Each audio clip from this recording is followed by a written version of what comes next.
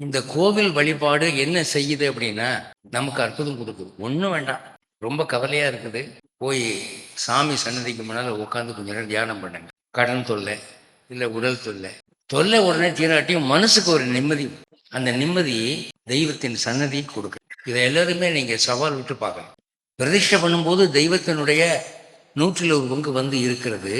அதற்கு பிறகு அர்ச்சகர் அதை மெயின்டைன் பண்ணுறதுனாலையும் சேவார்த்திகள் சென்று வழிபடுவதனாலும் அந்த பவர் கூடிக்கிட்டே போகுது. அப்போ ஒருத்தன் கும்பிடுறதுக்காக ஒரு விக்கிரகத்தில் 1 பங்கு சக்தி வருதுன்னா 1000 பேர் கும்பிடும்போது என்ன ஆகும்?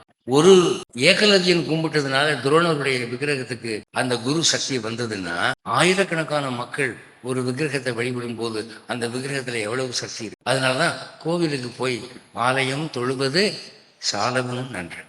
அதை நீங்கள் போய் கண்ணால் பார்க்குற போது உங்கள் கர்மாவெல்லாம் கழியுது, பாவங்கள் எல்லாம் தீர்க்கின்றன, புண்ணியங்கள் சேருகின்றன. ஒரு அபிஷேகம் பண்ணுறீங்க, ஒரு அர்ச்சனை பண்ணுறீங்க, ஒரு நைவேத்தியம் பண்ணுறீங்க, ஈஸியாக புண்ணியத்தை சம்பாதிக்கிறதுக்கு சுலபமான வழி அவன் கொடுத்துருக்குறான்.